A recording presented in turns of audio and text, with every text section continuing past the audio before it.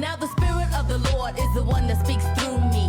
Before my mother's womb, he ordained and knew me, ransomed me, and placed his words upon my tongue. Few are chosen, rest assured that I am one, an ambassador for Christ, his beloved son. And by his word, let souls be one. So welcome everyone to this listening party. Sit back and let your souls be hearty. Celebrate with me the gift that God has imparted. And what better way to get this party started than to give him the stage, because he knows where your heart is.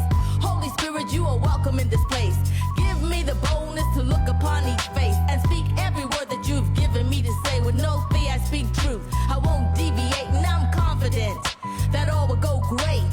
So let your presence saturate this place. I breathe in your spirit, I intake a river full of life, water in every dry place. As I flow to the notes that heaven navigates, let it bless every listener and free them today. Let the truth of your word draw souls to be saved. Let the comforter comfort hearts today, and let the light of your word show them the way. Every time I write, I tell his story as I bask in the truth of his word before me. He opens up to me and shows me his glory. He gives me the strength to keep on soaring, and when I open up my mouth, for him I'm roaring. And the Spirit of the Lord goes before me, to the captive set free, that's reassuring.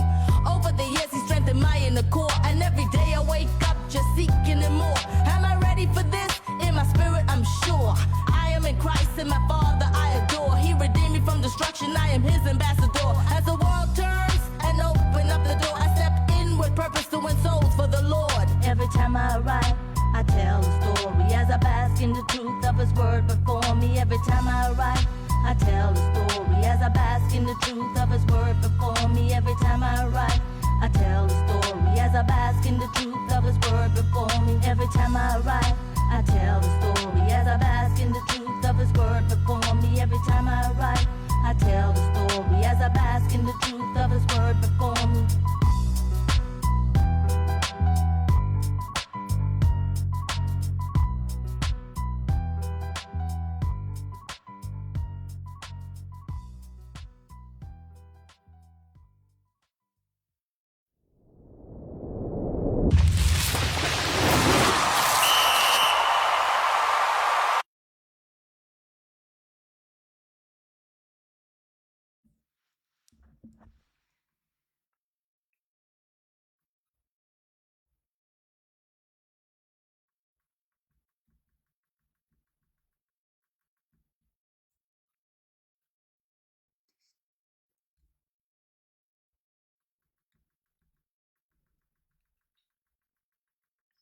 Hey, gang.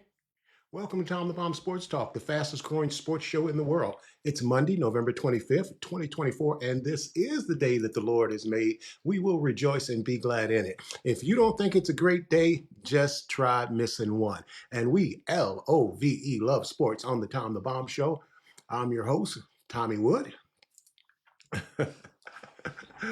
And we got another fantastic show for you guys today. So glad you guys could join us. We get ready for our Thanksgiving weekend. Like I said, here on the Tom the Bomb Sports Talk Show, we bring together my two passions, the passion of the Word of God and sports. We bring together the excitement of sports and strengthening our faith through the Word of God. So in every episode, we fill it with insightful sports commentary from a Christian perspective. You guys know the deal, okay? Reminding you that how we win and lose in life truly matters. Our mission is to spread the Word of God. That's what we do. And that's who we are, that's what we're called to do. Through every show, it reflects our commitment to sharing biblical truth, offering hope and encouragement through Scripture. If it's relevant to the people, it's relevant on the Tom the Bomb Show. We address significant social problems and provide guidance that is based on Christian principles in order to assist individuals in navigating the challenges that they present. Amen. All righty. As usual, we want to start off by thanking God for all the wonderful things that He's already done for us in 2024. Of course, our theme for the year has been the same, the year of fixed purpose. Proverbs 4:25 says, "Set your gaze on the path before you with fixed purpose, looking straight ahead, ignoring life's distractions, keeping our eyes on the path and looking straight ahead. It's what's going to allow us to ignore life's daily distraction. The Bible clearly tells us that the enemy comes for the word immediately. Okay. It's not Tom the Bomb. It's not you. It's the word of God that the enemy comes for immediately because he doesn't want that word to take root in your life so that you can become a true disciple of the Lord Jesus Christ. Okay. Hey, gang, our show is live. The call in number here is 301 655 9992. Or you can join us live on Facebook and you can catch us on YouTube as well at Tom the Bomb Sports Talk. And you can catch us on Spotify in your car. If you hear that, Felix, or on your smartphone or your iPad under the same name. You can also contact us by email at info@tomthebombsports.com, or you can go to our website at www.tomthebombsports.com to contact us and pick up your Tom the Bomb gear. Hey, today's we don't have trivia today. I know, womp womp womp womp. I know, I'm sorry, but we do got a poll question for you today. So our poll question is, who's had the better career so far? Dak Prescott or Cam Newton? Our poll question today is, who's had the better career so far? Dak Prescott or Cam Newton? Now you guys think about that for a minute. Cam Newton went off the rails as of now, but you have to think about Cam's career. Hey, gang, what are we watching tonight? You know what we're watching tonight. We're watching Monday Night Football, 8:15 p.m. Eastern on ESPN. We have the Battle of the Harbaughs as John Harbaugh's Ravens take on Jim Harbaugh's Chargers tonight. Hey, gang, let me take you back to August before football season began. The great expectations and the excitement we had, an expectation of what the season would bring. I think this past weekend takes the prize for the best week so far. We had everything that a fan and a non-football fan could hope for. We had upsets. Parity has come to the NFL. The transfer portal has brought parity to college football, and we had nail biter after nail biter all day yesterday. Whether your team won or lost, it was unbelievable exciting. Who could believe that Dallas and Washington, Chicago and Minnesota, Mother Wiggs, what are your Chiefs doing, Mother Wiggs, in Carolina, Cleveland and Pittsburgh? Look, I tell you, I don't get no respect, Cleveland. Hey, I told my mother I wanted a sandbox. She filled it with quicksand. I told her I wanted to go to camp. She sent me to Vietnam. I tell you, I just don't get no respect. Okay, with all this uncertainty, water is still wet, the sky is still blue, and God still sits on the throne. And the East St. Louis Flyers are like butter because they are still on a roll. Hey, Shabula, Bula, Bula. Roll call. The Flyers can't drive 55 if they are averaging a whopping 58 points a game in the IHS 6A playoffs. Playoffs? Hey, it's all gas and no brakes. It's time for our East St. Louis Flyers update. Flyers are on a roll, baby.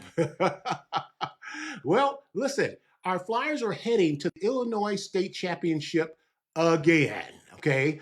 The East St. Louis Flyers shut out Oakland 48, hold on, baby, 40, there you go, 48-0 to return to the IHS 6A Football State Championship game for the 16th time. Coy, did you hear that? For the 16th state championship appearance.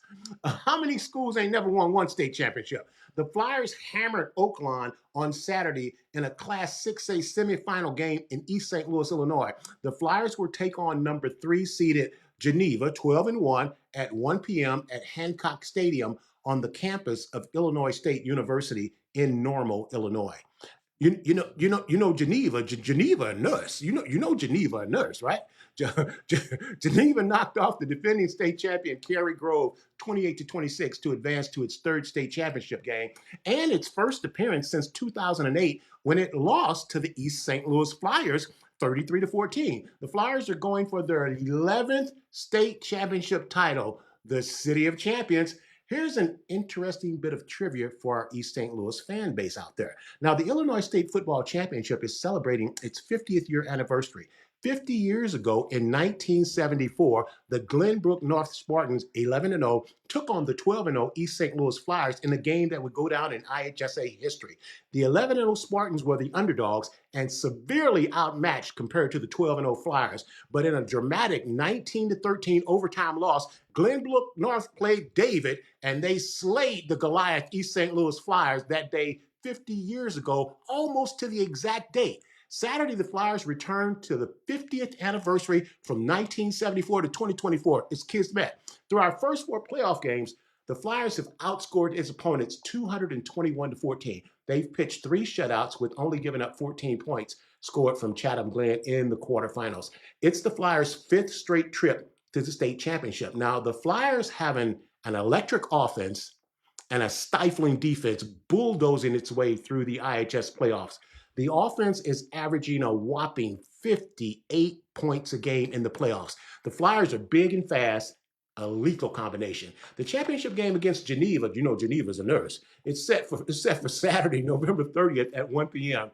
Coach Darren Sunken has the Flyers poised for another state title by prepping the Flyers with the top competition across the country before the regular season and the schedule and their conference play. By the time the regular season starts for the Flyers, they've already played the best teams in the country. So for the most part, they cruise once they get back to play within the state of Illinois, and usually not even getting tested until they get to the state playoffs because they are so dominant. Their underclassmen get a lot of varsity experience. So they're always reloading and they're never rebuilding. Midway through the regular season, the underclassmen become seasoned contributors to the all gas and no brakes machine. And the Flyers just keep rolling and rolling. The city is very proud of Coach, the school, and the team. It's a great representative of the City of Champions. Good luck, Coach Darren Sunken and the Flyers. Bring it home. Hey, what a week in college football. A day of upsets and upsets and upsets. 3 top 10 teams lost last week, including number 5, previously undefeated, the Indiana Hoosiers, number 7, Alabama, and number 9, the Ole Miss Rebels. The Hoosiers lost to number 2, Ohio State Buckeyes, and Ole Miss fell to the Florida Gators, and Bama lost 24-3 to the Oklahoma Sooners. And all 7 ranked teams lost in week 13. So here's how they line up currently. So here's college football's current top 10. At number 1, we got the Oregon Ducks at 11-0. They play Washington on Saturday at noon. At number 2, we have the Ohio State Buckeyes, 10-1, held Indiana to 151 yards. They take on Michigan on Saturday. At number 3, we have the Texas Longhorns. Is that right, Mom? Is that how they do it? 10-1. They take on the Texas Longhorns on Saturday. And then at number 4, we have the Penn State Nittany Lions. They're also 10-1. They take on the University of Maryland. Hey. At number 5, we have Notre Dame. Notre Dame is 10-1, and they take on USC on Saturday. Coming in at number 6 is the Georgia Bulldogs at 9-2. They play the Rolling Rambling Wreck of Georgia Tech on Friday. And then at number 7, we got the Tennessee Volunteers. They're 9-2. They play Vandy on Saturday at noon. And then we have the U, Miami 10-0, taking on Syracuse on Saturday.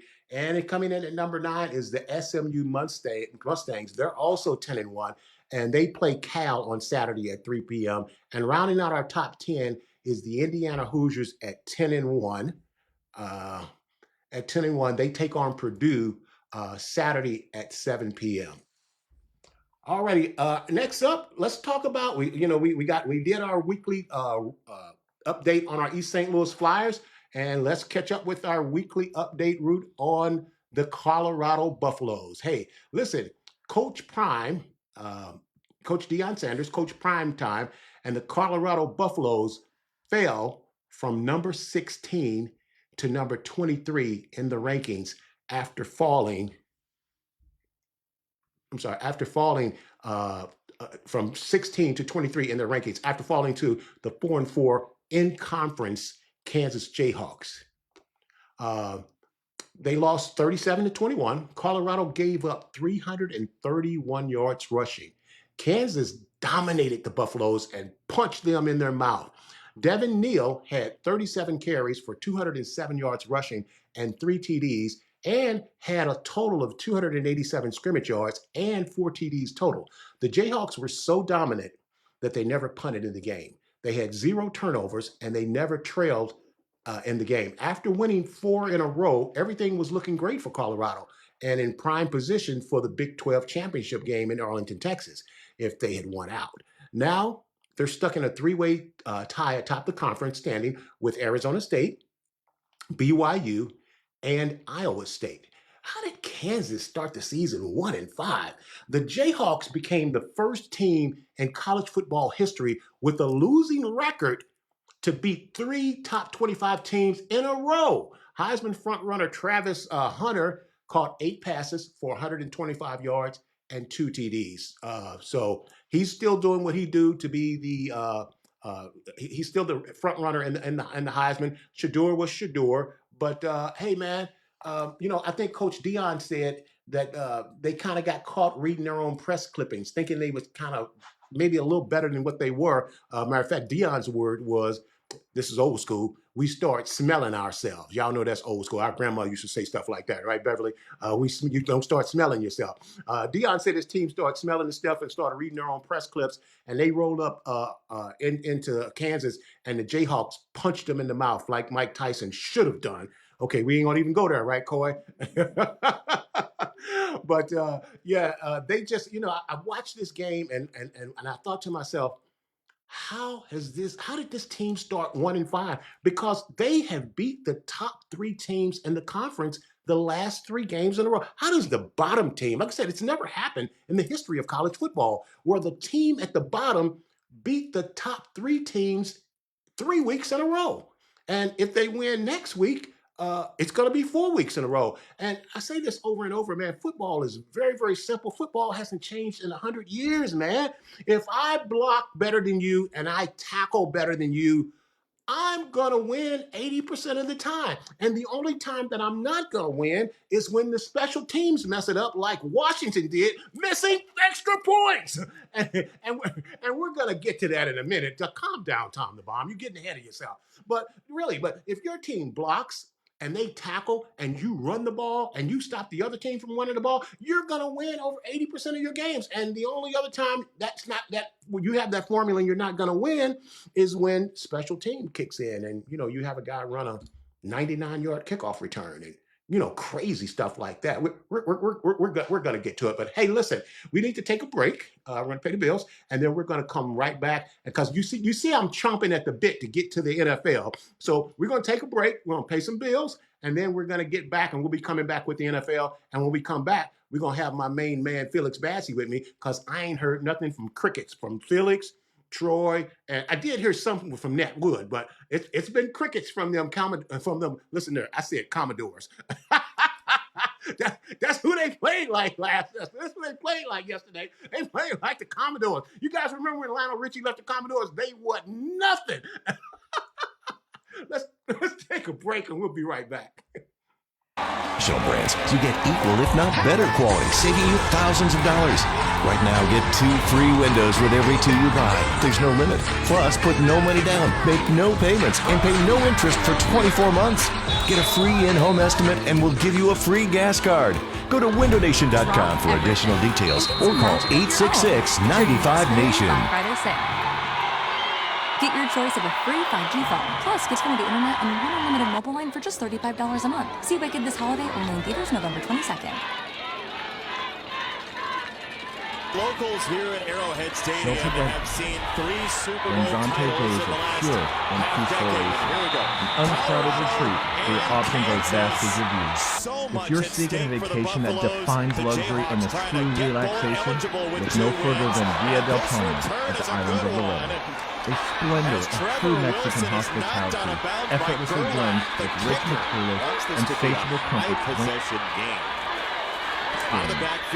With its quiet beaches, scenic vistas, rich history, and an astounding surrounding natural habitat, you'll feel as though you've been swept off to paradise.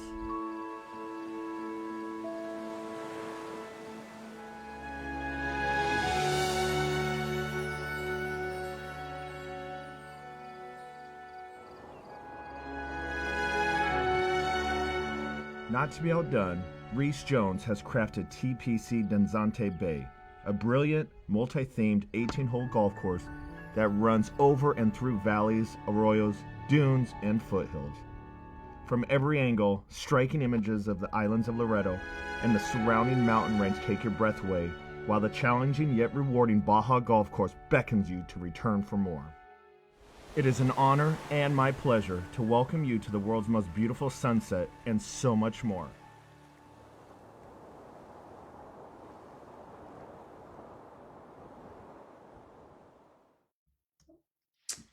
And we're back. All righty.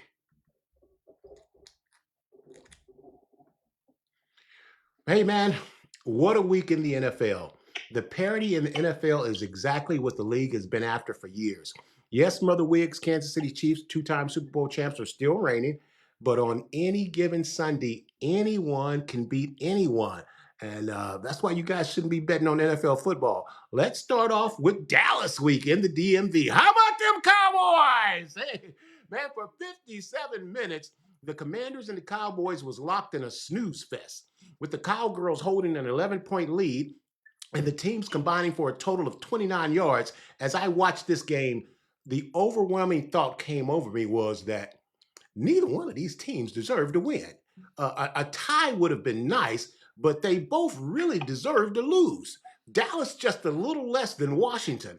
In the fourth quarter, both teams combined for 41 points in the fourth quarter, and an unbelievable, exciting, entertaining game, and one of the best seasons, one of the best of the seasons. It was the first time in NFL history where there was 2 block kicks and 2 kick returns in one of the most zany games I've seen in a long time. In the last 2 minutes and 49 seconds, there was a 99-yard kick return, a TD, 86-yard TD pass, a missed extra point attempt that should have tied the score, an onside kick return for another score, and a Hail Mary pass that was intercepted to seal the game for the Cowboys' win of 34-26 victory, ending the Cowboys' 5-game losing streak. Tom Baum told you they was going to lose 6, and extended Washington's to 3 games. Kevontae Turpin's electrifying PlayStation spin move, along with his key turnovers and missed extra points, cost the Commanders a much-needed bounce-back win. This was a terrible, terrible loss for the Commanders. This was their worst loss of the season. The Commanders looked good in losing to the Bucs, the Ravens, and the Steelers, but the Eagles and the Cowboys loss has exposed their weakness. Getting beat is totally okay, but beating yourself is what's so frustrating. When the Commanders turn this ship around and become Super Bowl champs, I'll never be a Washington fan, even when that happens. If I was a Commanders fan, I would have gave up football a long time ago. Talking with longtime Washington fans, this surprised none of them. Their Cowboys are not a better team than the Commanders, but that means nothing. But they did outplay and make less mistakes than the Commanders, and no matter how bad the Cowboys are, they think that they're better than the Commanders.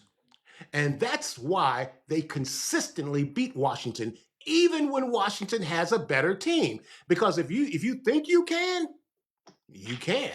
And deep down, Washington doesn't believe that they can beat Dallas.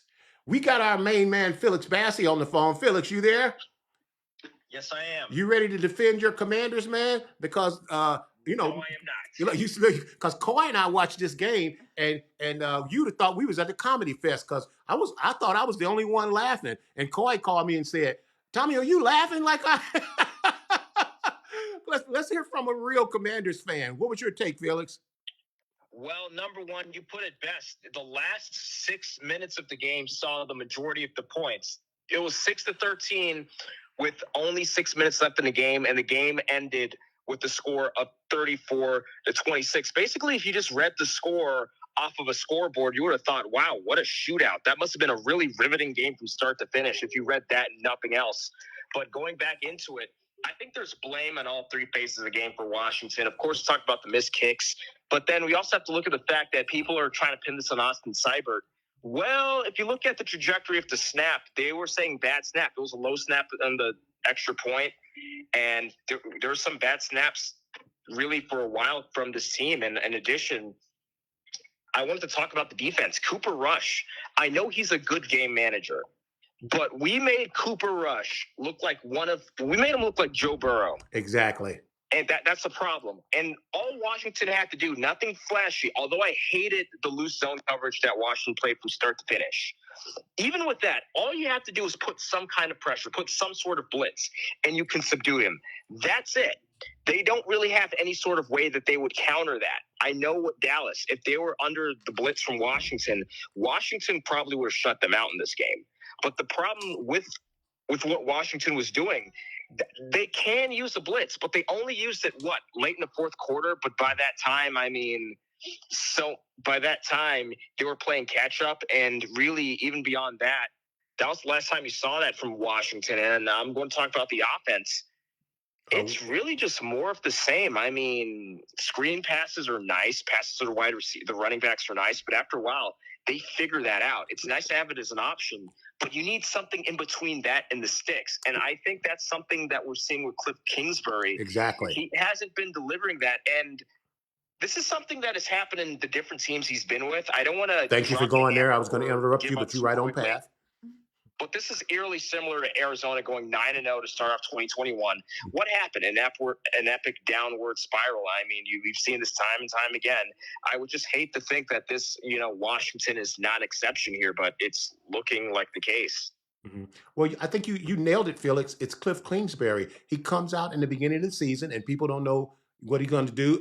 But in the NFL is a copycat league. They make adjustments. They figure out what you're going to do, and Cliff Kingsbury doesn't change. It's why he's lost his jobs in the past. It's like, okay, that worked for the first 5 or 6 games, but now the league has your MO. They know what you want to do. And it's amazing to me, Felix, that this guy doesn't have the ability to adjust and change and come up with something different. What's your thoughts on that? Well, I would say in that case, that's why there are different roles on the coaching staff. You have different assistants, so on and so forth. Maybe you need someone to check him on that. That's why you have so many unknown roles like quality control, assistant coordinators, assistant coaches. I really think that that's something that might be a need at this point. I mean, Kingsbury, make no mistake, I like his game plans. I like what he's able to do. I like his innovation. But the fact of the matter is there seems to be some sort of trend where this sort of downhill spiral happens. So whatever needs to be done, I don't want to blame this entirely on Kingsbury or say that they need to move on from that. That's a little too rash of a judgment. But I honestly think that we could use his ability, but I think there needs to be something to counter what he does wrong at the same time. Mm-hmm. Felix, they always say that one play or one player doesn't win or lose a game, but right. I thought there were 3 key plays that cost Washington this game. Number one was I thought the fumble from the tight end when they hit him across the middle when they were coming a chance to take the lead and he got stripped and fumbled. The 99-yard dazzling kickoff return with the PlayStation spin move. Man, we haven't seen that since PlayStation. He said I was saving that move. And then, of course, you can't ignore the missed extra points, Right. But I thought those 3 plays, the tight end getting stripped and the 99-yard kick return. Here we go. This is this PlayStation spin move. Look at that. Whoa, that's wicked, man. That's wicked. And then the missed extra points. I thought those were the 3 plays that really, really turned this game. You know what? I have a fun fact about that play, that 99-yard kick return. That's going to show you just how much time I spend thinking about football, probably to an unhealthy degree. Are you ready for this? I'm ready. Go ahead, Felix. Last time Washington played a game in Washington on November 24th was 2019, a game against the Detroit Lions. In that game, Cam Sims, who was our kick returner that year, fumbled on the kick return, ended up running that one in for a touchdown, and that was the game-winning play of that game. So it's very eerily, same location, 5 years apart on the same day. And you know what makes it even eerier?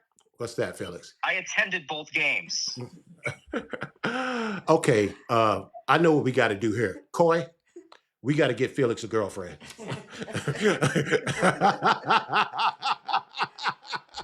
Because that's too eerily. I agree with you. So this roller coaster of a game, when Scary Terry makes the 86-yard TD reception, what are you going through at that point, Felix? What's your thoughts? What are you thinking? I was thinking this is clutch football. Washington Commanders coming back from behind in a game we shouldn't have even been behind in the first place. And really, I was on top of the world. And I was thinking, usually I'm really reserved about going for it on fourth down for the 2-point conversions. But I was thinking to myself, I don't really see Dallas stopping us in a 2-yard situation. I know we can get 2 yards on Dallas. That's what we're doing the whole game at that point. So I just figured, go for it here. Then Washington, for some reason, they go for a kick. And I'm thinking to myself, the NFL goes for 2 points ad nauseum. I usually complain about how much they go for it. And the time that I actually think that they should, they're kicking it. So I'm like, you know what? Whatever. Just tie the game. I'm sure Dallas isn't going to score on us again. We have it. Then he misses the field goal. So it was, let's just say football, it's a sport where you can't be too emotionally invested. Like, you can't be one of those people that gets genuinely upset at a loss. Stop talking about my son. Stop talking about my son, Felix. Like, being a fan of this team, it teaches you sportsmanship and learning how to take a game as just a game at a very young age. I'll say that. Mm-hmm. Well, when I saw the 86-yard touchdown pass by Terry McLaurin, my first thoughts was, he better not miss this extra point. That was my first thought, was he better not miss this extra point. And I want to close out on this point. It was an unbelievable great play to get them back into it. So now it's like everybody knows how important this extra point is. And so it's like the snapper is like, okay, as the snapper, all I got to do is make a good snap. The play started off with him rolling the ball back to the holder. And I'm like, oh my goodness. And then the holder actually recovered and got the ball up. But like I was telling Coy, that's a timing thing for the kicker. And when he sees that ball rolling, it breaks his rhythm. And it's almost like in golf. If you're going to take a swing and you stop your swing in the backswing and then you try to continue the swing, it's impossible that you're going to hit a good shot. And that's exactly what he did on that kick. And that's why he snatched that wedge to the left and missed it. And yes, you got to make that kick. But I'm telling you, the bad snap is what ruined that. And that was the reason. At least that's why he missed the second one. There's no excuse for the first one, man. But listen, man, we talk about this all the time. Football is a 3-part game. It's offense, it's defense, and it's special teams. And these special teams just keep getting ignored, and it is costing these teams W's. Hey, man, thanks for checking in with us, man. Hopefully we'll talk to you next week. All right, look, you have a good one. You too. All righty. That's Dallas week. And hey, man, the bottom line is Dallas owns Washington, man. They, no matter how bad we are, we will beat Washington. If we don't win any games, we're at least going to beat Washington. That's how they feel in Dallas, And they got some juju on them or something, So let's get to our next game. Our next game is the Steelers versus the Browns, the Thursday night game. After a huge win over the Ravens, the Steelers dropped their guard and they overlooked the Browns. It's that simple. They overlooked the Browns. And the people say, well, the weather was bad, and the weather was bad and this happened and that happened. No. The bottom line is they overlooked the Browns. And here's the thing. It's a natural letdown because, and I just want to make this point. First of all, on the Tom the Bomb Show, we talk all the time about the interdivision rivals. So it's like, so it really doesn't matter. Case in point, look how bad the Cowboys have looked, but then they come into an interdivision game against Washington and they take Washington out. Well, Cleveland and Cincinnati might be the two biggest disappointments in the whole NFL season. But look at the games that Cleveland have won. Who has Cleveland beat? Cleveland beat the Baltimore Ravens, who a lot of people have picked for the Super Bowl, and then they turn around and beat the Pittsburgh Steelers. So as a Steeler team, how are you going to come into this game taking Cleveland light? Listen, Cleveland hates Pittsburgh, okay? Tom the Bomb, it's a sports Christian show. You're not supposed to talk like that. Cleveland hates Pittsburgh.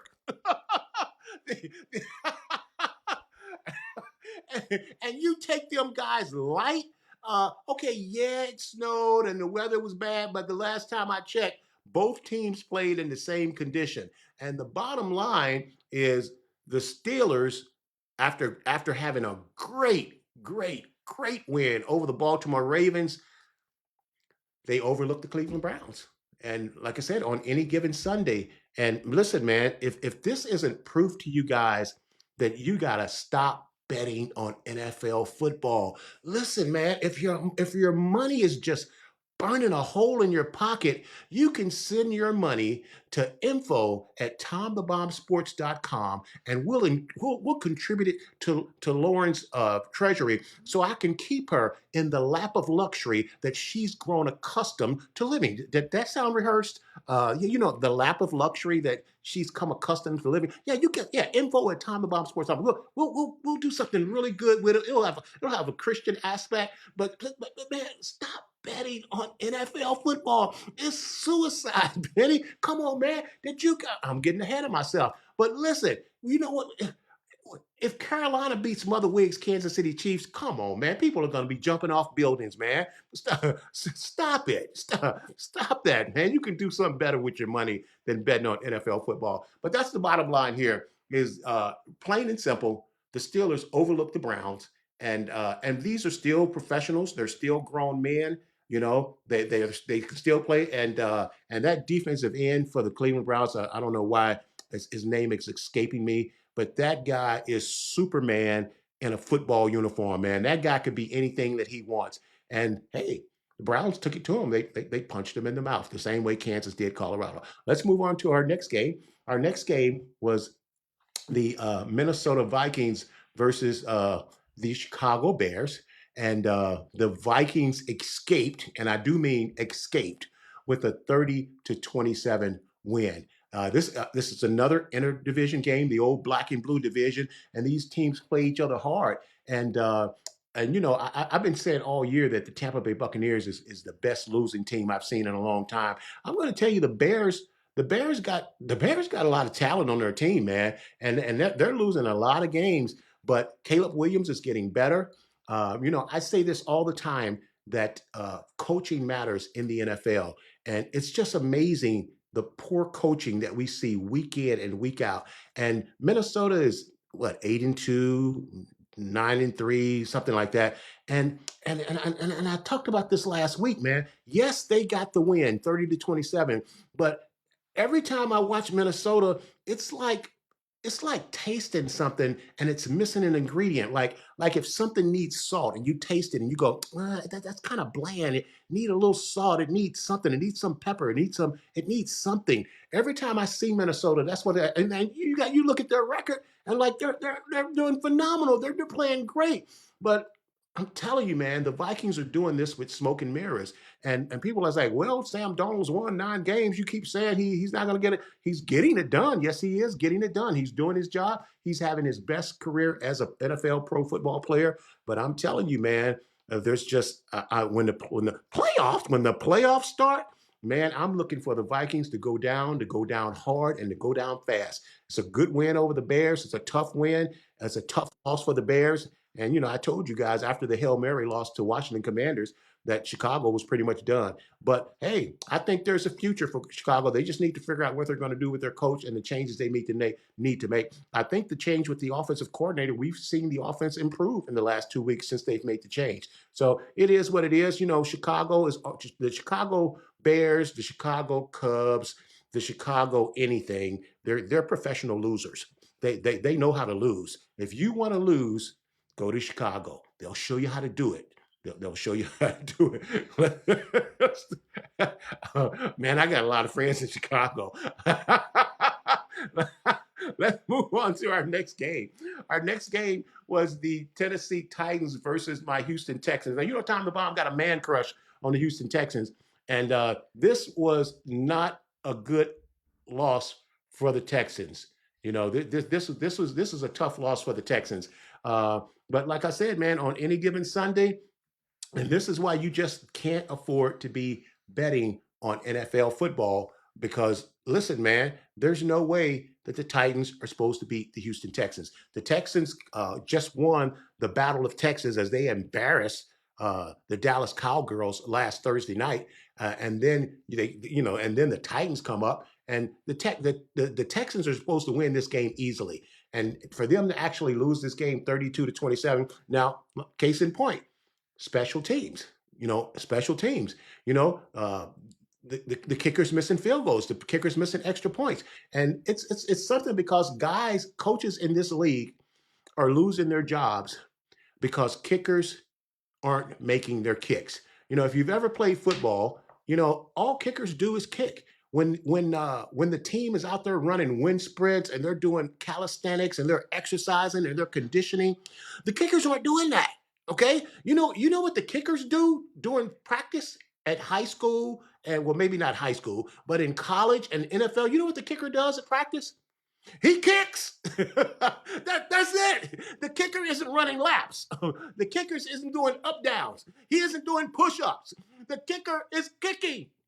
So when the game's on the line and he comes in, come on, man. Bill Belichick says, do your job.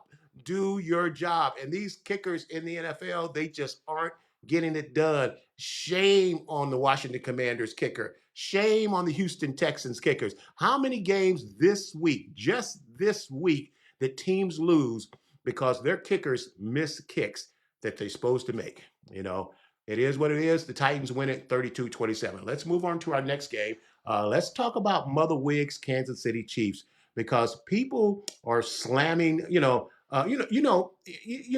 Chiefs aren't the New England Patriots. Everybody doesn't hate the Chiefs.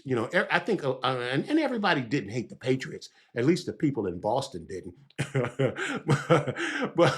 but I don't think people have a hate for the Chiefs like they did for the Patriots. I think for the most part, I think people really appreciate and like Patrick Mahomes. I think Tom Brady could be polarizing.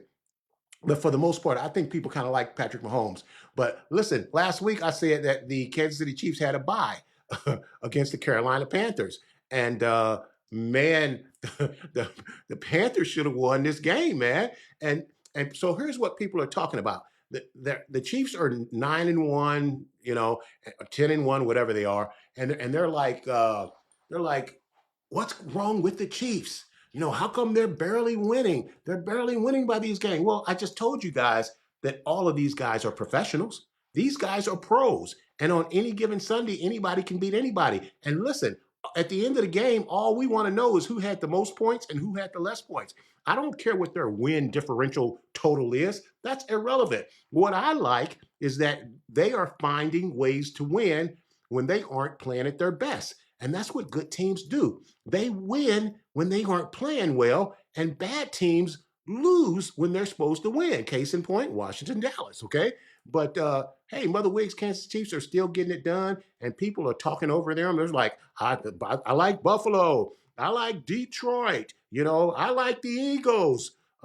You can count Kansas City Chiefs out if you want, but last time I checked, they still got Michael Jordan playing quarterback for them. They still got number 15. If you rip open that jersey, you're going to find a big S on his chest. And for the life of me, I can't figure out why people don't know that guy's going to run on 3rd and long, 3rd and 15, 3rd and 20, 3rd and 25. That guy is going to run. He's the best running quarterback in the NFL. We say, no, Lamar Jackson is, and Jaden Daniels is.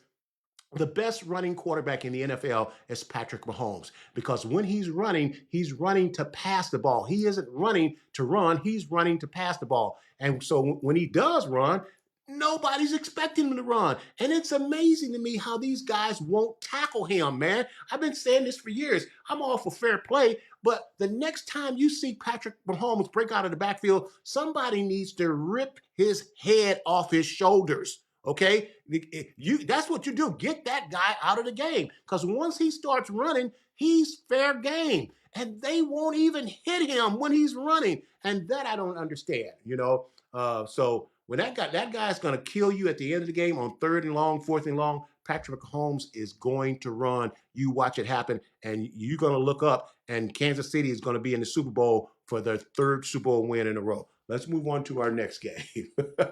Mother Wigs Chiefs still getting it done. They still getting it done. All righty. Our next game is okay, that's Kansas City 30-27 of the Panthers. Our next game is the New England Patriots and the Miami Dolphins. I've been saying this all year long. You guys may be tired. Man, the Patriots play hard every week. You say I think that the coaching job, that the head coach in New England, I think he's done as good a job as anybody in the NFL. Tua's back in Miami, and everybody's talking about Saquon, MVP, Josh Allen, MVP, Lamar Jackson, possible MVP. But I'm going to tell you, I don't think there's nobody on their team that's more important than Tua, because the Dolphins are non-existent without Tua. But with Tua, the Dolphins are a playoff team, and they win this game 34-15, and they beat a good, tough team in the New England Patriots. So Tua's getting back healthy. He's getting back in rhythm. His coach is getting done his play calling, and the Dolphins get this win 34-15. Let's move on to our next game. Our next game was the Tampa Bay Buccaneers versus the Giants.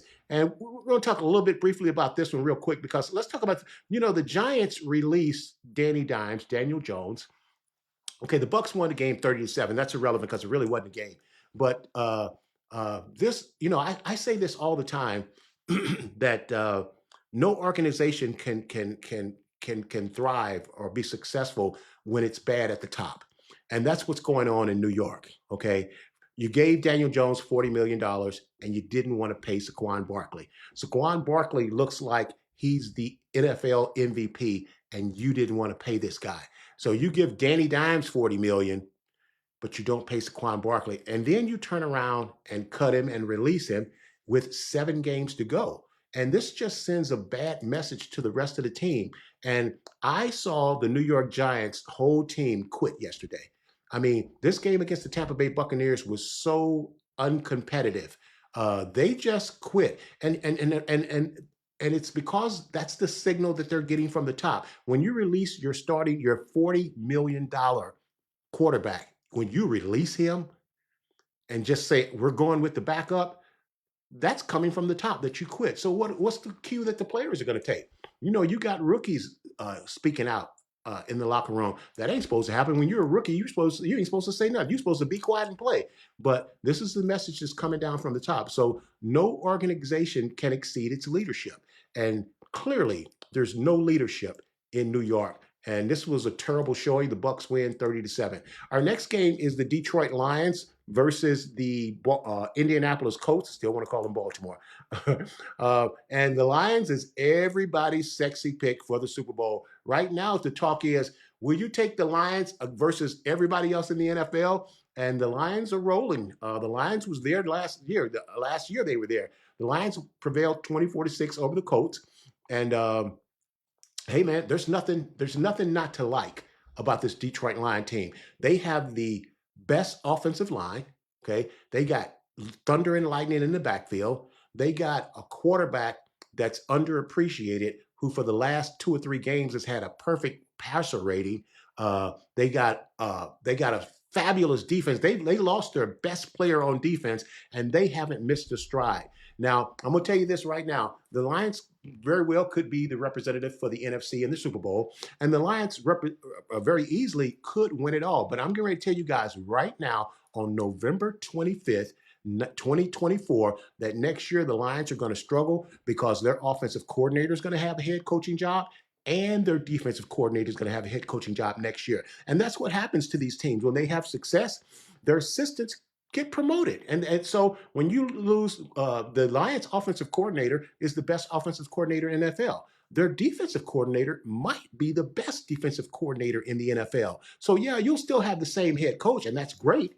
But when you lose that kind of talent on the offensive coordinator and then the defensive coordinator, it has to have an effect on the team. So the Lions are all in, and they very well could be Super Bowl representatives in the NFC, and they very well could win the Super Bowl this year. But you watch next year, because both of their offensive and defense coordinators are going to be gone next year.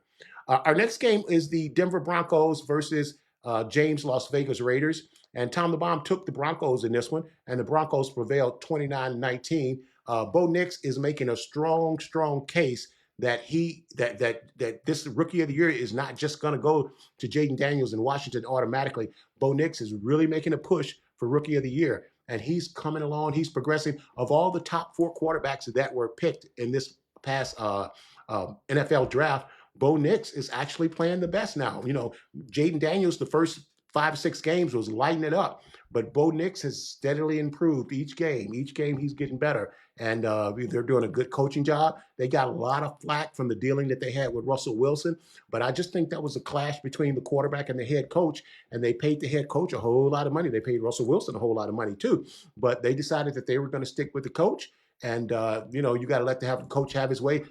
The people in Dallas need to get a hold of this. Let the coach run the team. That's how this is supposed to work. The owners aren't supposed to run the team, Jerry. Look at me, I'm on Jerry again. That would say, leave Jerry alone, Tom. All right. So, but the Broncos prevailed 29-19. The Raiders quarterback broke his collarbone, and he's out for the season.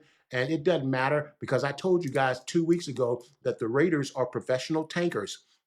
And they are tanking. They are seriously tanking. They are doing a wonderful job tanking. You would think that the Raiders were belong to or out of Chicago, because they are wonderful tankers. The Raiders want that #1 pick, and they want Shedeur Sanders to come in and be their quarterback next year in Las Vegas. So that's what the Raiders have going on. Our next game is the Arizona Cardinals versus the Seattle Seahawks. And this was a big divisional game with a lot of playoff implications. And Tom the Bomb took the Cardinals here, but it's a tough interdivision game, and these guys play each other hard, and the Seahawks came out on top 16-6. I have been telling you that Kyler Murray had been running the point position at quarterback for the Arizona Cardinals to perfection the last 3 or 4 weeks. But he didn't have a good game against the Seahawks, and that Seahawk defense had something to do with that. He had a crucial pick 6. And it really turned that game around, because it was a defensive struggle. So this pick 6 here pretty much broke this game open. As far as the highlights go, that's it. That's the highlight of the game right there. That pick 6 that Kyler Murray just threw. And it totally turned the game. It totally turned the momentum. And it pretty much was a wrap after that. You know, 16-6. Wasn't a whole lot of scoring, but it really was a good, entertaining football game, because defensively they were knocking each other out. And like I said, there's a real battle at the top for the NFC West. There's only one team coming out of the NFC West, and it's not going to be my San Francisco 49ers, I don't believe. But, you know, even with my 49ers being in last place, I think they're only a game out of first place. You know, I think Seattle took over the lead of this division at 6-5. You know, so this division is still up in the air. But I think my 49ers just got too much. I mean, we're going to get to them in a second. But that's the game. We got the Cardinals 6 and the Seahawks 16. Seahawks are now in first place. The Cardinals dropped down to second place, and my 49ers are in the basement. Let's move on to our next game. And our next game, I believe, is my 49ers. My next game is my 49ers. Yeah, you see how Tom the Bomb just smoothly worked that in? See you see how I worked that in there, Coy? Our next game was the San Francisco 49ers versus the Green Bay Packers. And I told you guys last week that the sky is falling. The sky is falling. It hit me in the head, because Tom the Bomb actually picked against his beloved 49ers. I told you guys that the Green Bay Packers was going to open up a can of what? You know, as the Packers defeated the 49ers 38-10. But listen, man, your top defensive players aren't there. Your starting quarterback isn't there. You got Christian McCaffrey still coming off an injury. There was no way that the 49ers were beating the Packers in this game. Listen, man, the 49ers had me playing quarterback yesterday. They had no chance. And even with that being said, Brandon Allen, he didn't really play that bad. I thought that the key players on that team, Debo and CMC, I think they kind of let him down, because Brock Purdy, your starting quarterback, is not going to be there because he's hurt. So when that happens, the other veterans, they got to pick it up and pick that young quarterback up. And they didn't do that. It was a critical interception in that game that went right through Deebo Sanders' hands.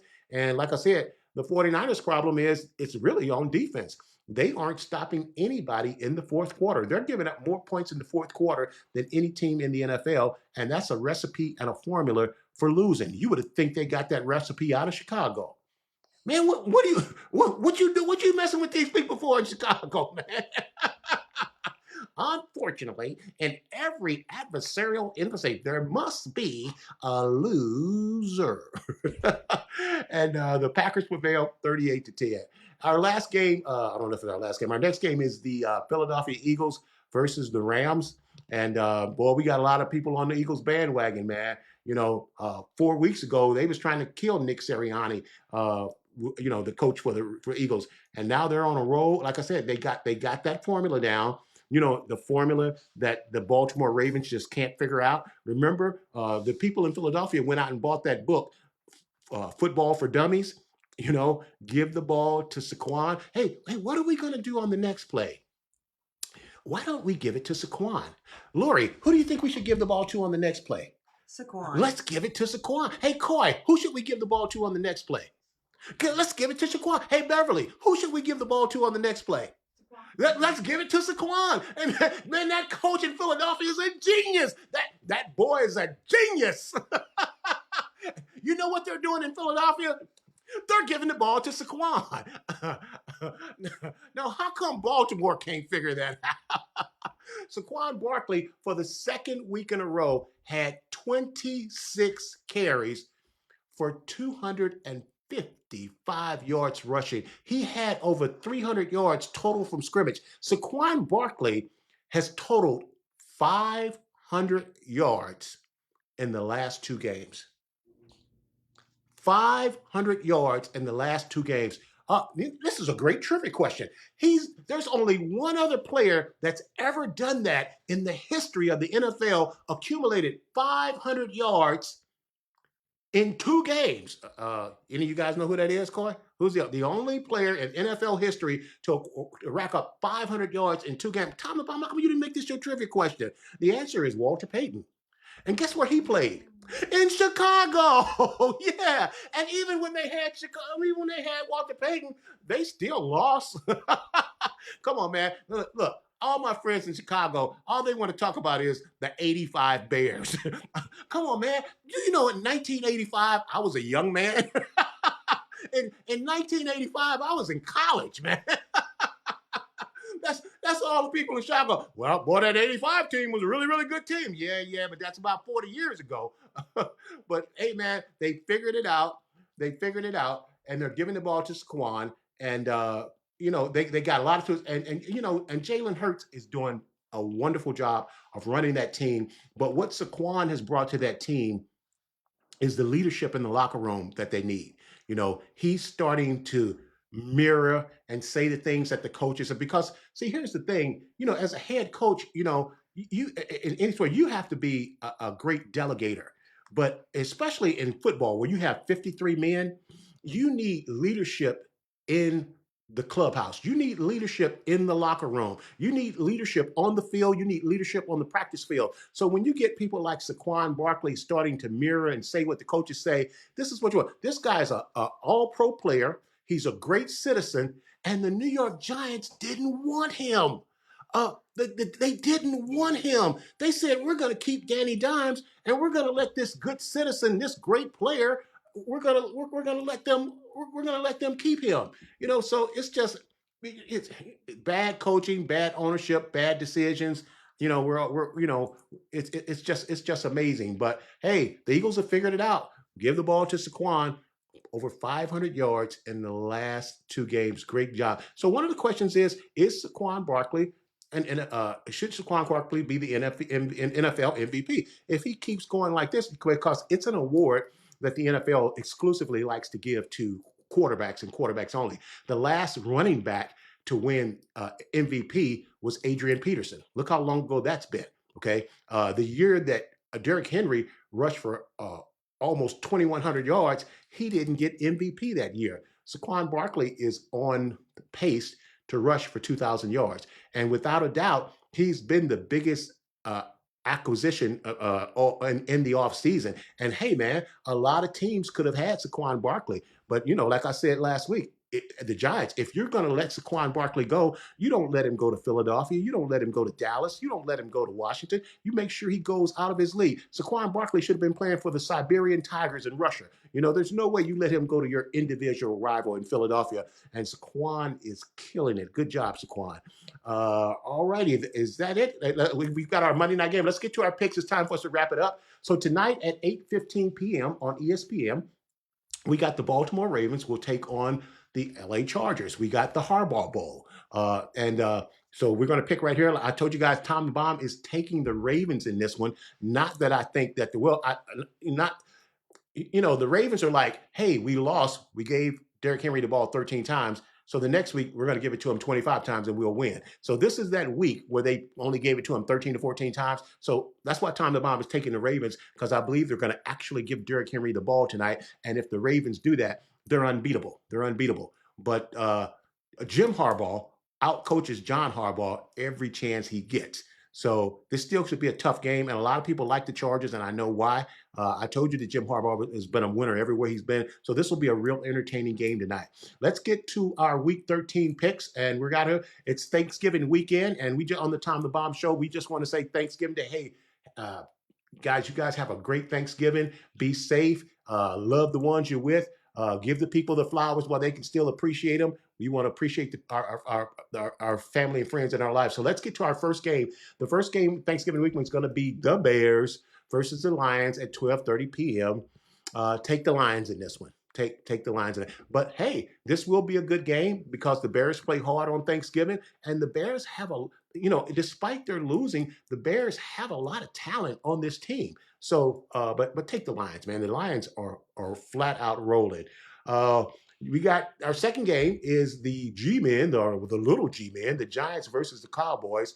That game's at 4:30 p.m. And, I keep telling you guys, don't bet on NFL football. But listen, over this Thanksgiving weekend, especially these Thanksgiving games, traditionally, the visiting teams always win. And I'm going to tell you why the visiting teams always win. Because if you're having a Thanksgiving game and you're at home, you got so many distractions. You got your family coming in. You're worrying about what kind of food you're going to have, the accommodations, and then you still got to play. But the teams that are on the road that are visiting, they're there to take care of business. So traditionally, during Thanksgiving weekend on these Thanksgiving games, the visiting teams usually win. So you might want to keep that in mind. But with that being the case, I'm pretty sure the Giants are playing in Dallas, and there's no way I'm taking the Giants. I told you guys that the Cowboys were going to lose 6 games in a row. And if they had lost to Washington, it would have been 6 games in a row. Nostradamus Tom the Bomb. Yep, that's AKA. But I told you the game that they were going to win was this upcoming game against the Giants. They will beat the Giants. And then you got the Dolphins versus the Packers. And I know the Dolphins are the visiting team, and Tua's playing well.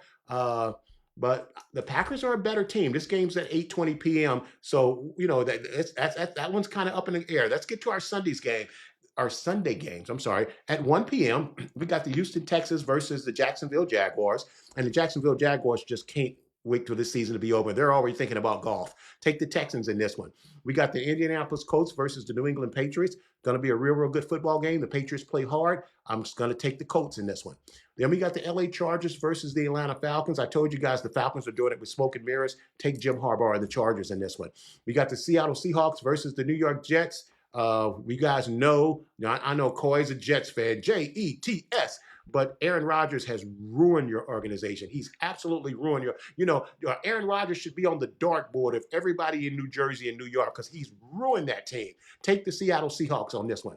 Next, we got the Tennessee Titans versus the Washington Commanders. And we saw the Commanders just upset my Texans. And, we saw the Commanders lose a game that they should win. Tom the Bomb's going to take the Washington Commanders again. It goes against me to have to take the Washington Commanders, but it's the right pick, okay? So go with the Washington Commanders in this one. They should win this game, but we just saw the Titans beat a good Texan team, and I don't think the Washington Commanders are a better football team than the Houston Texans. And we just saw the Titans beat the Texans, but that doesn't mean anything because the Las Vegas Raiders beat the Baltimore Ravens. And how did that happen? Okay, you see what I'm saying? That's why you're not supposed to be betting on these NFL football games. Our next game is the Pittsburgh Steelers versus the Cincinnati Bengals. And the Steelers are doing well. They're in first place in the division. And I'm telling you, everything in me is screaming out Bengals in this game. Tom the Bomb is taking the Bengals. I love the Steelers. I love Mike Tomlin. I love everything they're doing. And everybody's, the Steelers should absolutely win this game. But Tom the Bomb's taking the Bengals. Joe Burrow's having Joe Burrow's having an MVP season, quietly. Our next game is the Arizona Cardinals versus the Minnesota Vikings. I'm going to take the Vikings in this one over the Cardinals. They're getting the W's. And then we have the LA Rams versus the New Orleans Saints. Tom the Bomb's going to take the Rams in this one. And then we got the Tampa Bay Buccaneers versus the Carolina Panthers. Great effort against the Chiefs last week. I'm taking the Tampa Bay Buccaneers. That's a good football team in Tampa. Then we got the Philadelphia Eagles versus the Baltimore Ravens on Sunday at 4:25. This is the game you want to see. Tom the Bomb's taking the Eagles in this one. Ask me why I'm taking the Eagles in this one, Lori. Because the Eagles are going to give the ball to Saquon. They're going to give it to Saquon. Coy, who are the Eagles going to give the ball to? Saquon. Beverly, who are the Eagles going to give the ball to? Saquon. All right. Maybe Baltimore will think about giving the ball to Derrick Henry, and we'll have a really, really good game. But Tom the Bomb's taking the Eagles in this one. And then we got my San Francisco 49ers taking on the Buffalo Bills. And, man, I'm telling you, man, you have to go back to 1968 since the last time Tom the Bomb picked against the 49ers 2 weeks in a row. Tom the Bomb, you was only 4 years old in 1968. Yeah, I know. But, hey, I'm taking the Buffalo Bills over my beloved 49ers. Even if Brock Purdy is back, I'm still taking the Bills. Josh Allen is having an MVP-type season. And then we've got the Cleveland Browns versus the Denver Broncos. It'll be a good football game. Tom the Bomb likes the Denver Broncos. Bo Nix is playing like a rookie of the year, and that defense in Denver is very, very good. Hey, gang, that's our show for today. Don't forget to respond to our poll question via Facebook or YouTube. We want to hear from you, okay? Remember, the poll question is, who's had the better career, Dak Prescott or Cam Newton? Think about that. Hey, don't forget to check us out at our website at www.tomthebombsports.com. You can also contact us by email at info@tomthebombsports.com, okay? Hey, for a dynamic and in-depth sports analysis and highlights for sports in the DMV and more, check out the Washington Sports Den Thursdays at 2 p.m. Eastern on WBGR with my main man, Felix Bassey. That's right. Hey, man, time flies when you're having fun. We're out of time here, but we sure do thank you for spending your time with us. We know you could have been doing other things. We thank you for spending your time with us and listening. We appreciate your support. Listen, may the gates of heaven open and pour an abundance of blessings down on you where there won't be room enough to contain it, okay? Remember, if you want it, you got to confess it with your mouth and believe it in your heart that Jesus died on the cross and that he rose on the third day, not a Thursday, right, Lori? Right. Just for you. Just for you. If it was just you, he still would have sent Jesus just for you, because you are that special and you are that important to him. Hey, remember, darkness cannot drive out darkness. Only light can do that. And hate cannot drive out hate. Only love can do that. God bless you. We'll see you on this same bat time, on this same bat station. You guys have a wonderful, safe Thanksgiving. I just want to take a little time personally and thank my lovely wife, Dr. Lauren V. Wood. She's been absolutely wonderful, and I appreciate everything that she's done and doing for me. The word says the man who finds a wife finds a good thing, and then it says he obtains favor from the Lord. Not from his wife, he obtains favor from the Lord. So we just want to thank everybody for the holiday, friends. We all have blessings. We can be thankful. Laura, you want to yell anything? You want to say anything on out? Nope. Look, this is the only time she lets me do most of the talking. Okay. So, I have a word limit. Okay. So when the show is over, I've just about reached my word limit. Today is Monday. I won't be talking again until next Monday. That's okay. I'm going to pay for that later.